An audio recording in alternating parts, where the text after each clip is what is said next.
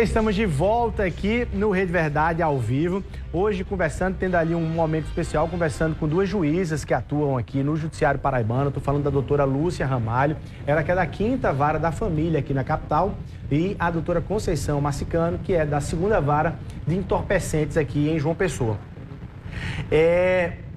Essa história das decisões, enfim, da atuação que desagrada e agrada pessoas todos os dias, e pessoas podem compreender melhor isso ou não compreender isso. Recorrer na justiça, recorrer em outras instâncias ou não, né? Ou querer ali ter outros retornos. Vocês têm medo disso? Como é a vida da juíza nesse sentido de vocês? Vocês se sentem protegidas pelo Estado ou não em relação a isso?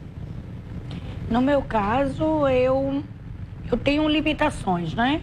Eu não me exponho porque eu lido com a vara criminal e, assim, às vezes eu até evito, assim, de sair porque a gente tenta sair e já somos conhecidas e, assim, em alguns lugares, então a gente procura evitar. Você toma os cuidados? Sim, eu me resguardo porque não é fácil você lidar com a vara de entorpecentes, né? Uma vara que mexe muito, que hoje o domínio da criminalidade sai, os CBLIs, as mortes, os homicídios, tudo começa pelo tráfico, né? Então o comando hoje, no passado o comando era dos assaltantes, né? Mas hoje o comando mesmo são dos traficantes. Então existe esse cuidado, né? Para que a gente não tenha nenhuma proibição, mas eu evito por uma questão de segurança, até em relação a minhas filhas, elas foram criadas no sentido de não dizer de quem são filhas, elas têm essa educação. Elas não contam. Viver assim é um sacrifício, é um outro sacrifício também, né? Sim, elas não contam, sabe? Eu não gosto. E elas hoje acostumaram e realmente, inclusive uma delas é policial hoje. Mas assim, elas se limitam, tem essa limitação, sabe? Elas têm, e elas sabem disso e é bem definido isso. Nada que eu tenha programado, mas assim, é necessário, foi necessário e assim, desde sempre, não foi fácil. Conviver. Não foi fácil. E assim, a vinda pra cá, pra João Pessoa, que tá recentemente, eu tava em Bahia, mas numa vara de entorpecentes. Campina Grande, eu era numa vara de entorpecentes, mas assim, eu gosto da vara de entorpecentes, sabe? São duas áreas assim que eu gosto muito, são desafios, mas a vara da violência doméstica, tá? E a vara de entorpecentes. Mas são varas que precisam de uma atenção especial, de um olhar especial, mas a gente tem as limitações que a gente própria se impõe, se coloca. Doutora Lúcia?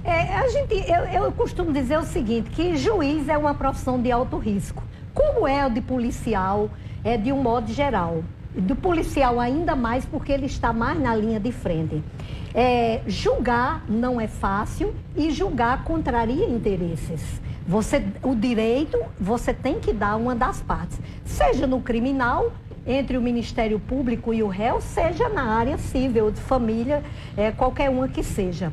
Quando a gente faz o concurso, a gente já sabe disso. Então, juiz não pode dizer que tem medo de julgar, porque vai julgar conflito. É a finalidade, ele julga conflito.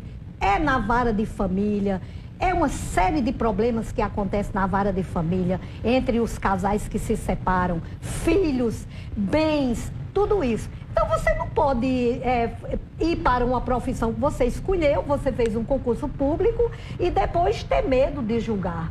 Então, por exemplo, você começa a se averbar em processos porque você não quer se meter com aquele processo. Eu não acho isso correto. Eu acho que se você assume aquilo ali, você tem que ir até o fim.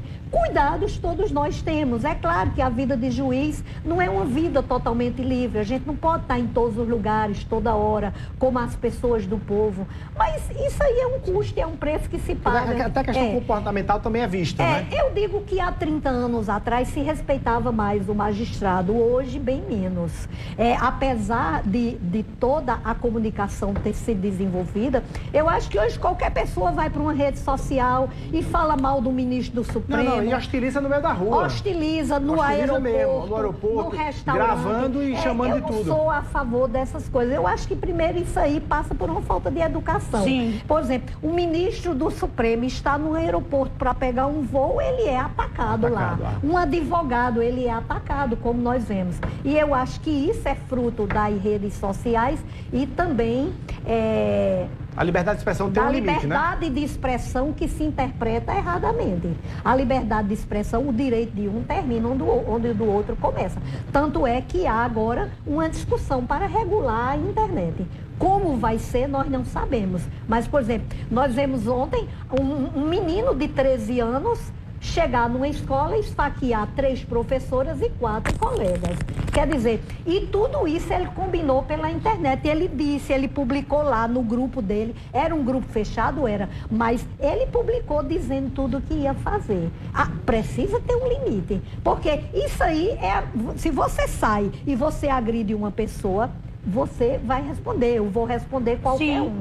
Então, você na internet tem o direito de dizer o que é terra sem lei. Então, E dizer, inclusive, gravando na frente e isso tem se acentuado nos últimos anos no Brasil só, não, no mundo inteiro. Porque essa questão de internet não é só para o Brasil. Então, são criadas verdadeiras redes de fake news que atacam as pessoas indiscriminadamente e depois qual é a reparação que ela vai ter? Não, e eu vejo assim, como uma facção. Outro dia minha filha olhou para mim e disse, mas por que isso com os juízes? Por que isso? Por que essa agressão? Por que? Assim, de reivindicar, sempre fui uma pessoa de reclamar, de reivindicar. Mas assim, de você agredir, de você desrespeitar, de você até que ponto, foi muito alimentado. Isso no Brasil, particularmente, isso foi muito alimentado nos últimos anos. E nós, juízes, estamos estarrecidos com isso. Sim. Está faltando uma reação mais enérgica do ponto de vista de decisões mais céleres sobre isso, sobre quem pega um celular... Eu acho também o judiciário tem que fazer sua meia-culpa.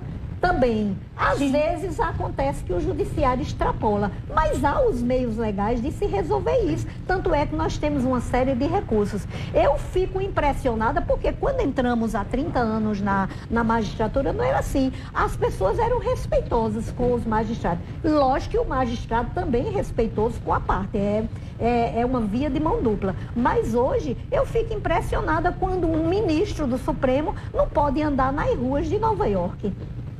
Eu não digo nem do Brasil, que no Brasil eles não andam de jeito nenhum. Entendeu? Não pode tomar um voo de carreira. E eu não sei, isso precisa ter um limite. Porque o ser humano, ele tem que ter limites em tudo. Você começa a impor limite a uma criança pequenininha e, por exemplo, o juiz tem os limites da lei. Tem um órgão correcional, que é a Corregedoria de Justiça, e tem o Conselho Nacional de Justiça. Então, qualquer coisa que você extrapola, você tem que responder perante esses órgãos. Concordo plenamente. Doutora Lúcia, doutora Conceição, parabéns pela história de vocês, pela trajetória, pela coragem e muito obrigado por estarem aqui no dia de hoje, viu? Nós é que agradecemos. Eu agradeço e, assim, parabenizo, aproveito para parabenizar todas as mulheres, e sobretudo aquelas que são donas de casa, que chegou para mim na hora da audiência, hoje mesmo eu repreendi uma que disse, não, mas eu não faço nada. Como a senhora não faz nada? A senhora está pensando o quê? A senhora é uma vitoriosa, a senhora é uma batalhadora, porque eu não queria ser a senhora, pela luta, né, da dona de casa. Então, a gente brinda, parabeniza essas mulheres. Que bacana. Muito obrigado pela presença aqui de ambas e, enfim, vocês inspiram aí as mulheres nessa luta também. Bom, a gente vai ficando por aqui. A você o nosso abraço. Muito obrigado pelo carinho da sua audiência e até amanhã, se Deus quiser.